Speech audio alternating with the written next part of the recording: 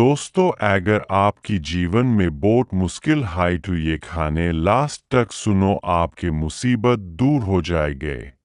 शिवजी और धन का सच्चा महत्व। बहुत समय पहले एक छोटे से गांव में गोपाल नाम का एक आदमी रहता था।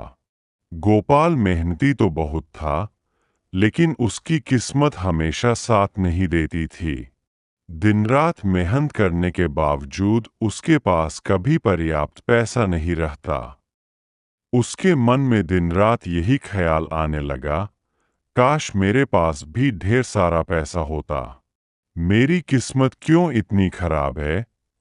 एक दिन निराश होकर गोपाल पास के शिव मंदिर गया। मंदिर का वातावरण शांत और पवित्र था।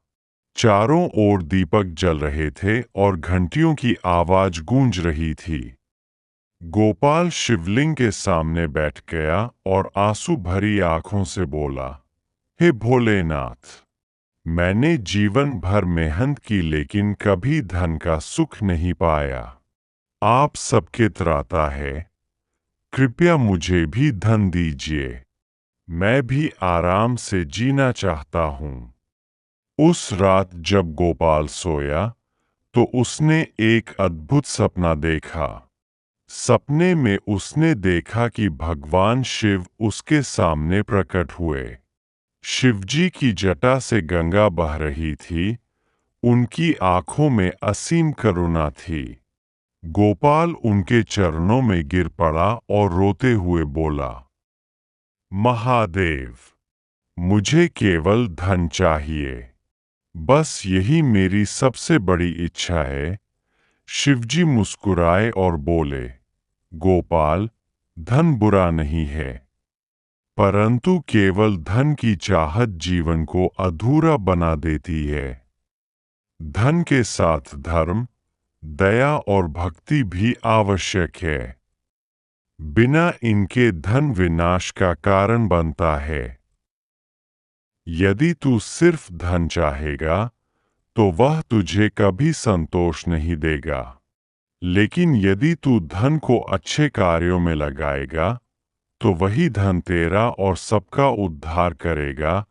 सपना यही समाप्त हुआ और गोपाल की नींद खुल गई। वह हैरान था, लेकिन दिल में एक नई शांति थी। अगले दिन ही गांव के रास्ते में गोपाल को एक थैली मिली। थैली में सोने के सिक्के भरे थे। थैली पर एक कागज चिपका था जिस पर लिखा था, यह धन उनका है जो इसे भलाई और सेवा में लगाएगा। स्वार्थी बनने पर यह धन गायब हो जाएगा। गोपाल का मन डगमगाया। उसने सोचा, इतना सारा धन, अगर मैं इसे अपने लिए रख लूं तो मेरे सारे दुख दूर हो जाएंगे। लेकिन तुरंत उसे शिवजी की बातें याद आ गईं। उसने निश्चय किया कि इस धन से सबसे पहले गांव के गरीब लोगों की मदद करेगा। उसने भूखों को खाना खिलाया, बीमारों का इलाज कराया और अनाथ बच्चों की पढ़ाई का इंतजाम किया। धीरे धीरे लोगों की दुआएं उसे मिलने लगीं। उसके व्यापार में भी अचानक उन्नति होने लगी। पहले जो दुकान खाली रहती थी, वहां ग्राहक आने लगे। उसका घर खुशियों से भर गया। गोपाल अब समझ चुका था कि असली सुख सिर्फ पैसा रखने में नहीं, बल्कि उसे सही कार्यों में लगाने में है। एक दिन वह फिर शिव मंदिर गया और आंखें बंद करके बोला, भोलेनाथ, आपने मुझे सही रास्ता दिखाया। मैं समझ गया हूं कि धन तभी सार्थक है जब उसके साथ भक्ति और सेवा हो। मंदिर की घंटियां बज उठीं और गोपाल के हृदय में असीम शांति छा गई। सीख। दोस्तों, इस कहानी से हमें यही संदेश मिलता है कि धन जरूरी है, लेकिन धन का सही उपयोग और भगवान की भक्ति ही उसे स्थायी सुख में बदलते हैं। केवल पैसा कमाना ही जीवन का लक्ष्य नहीं होना चाहिए।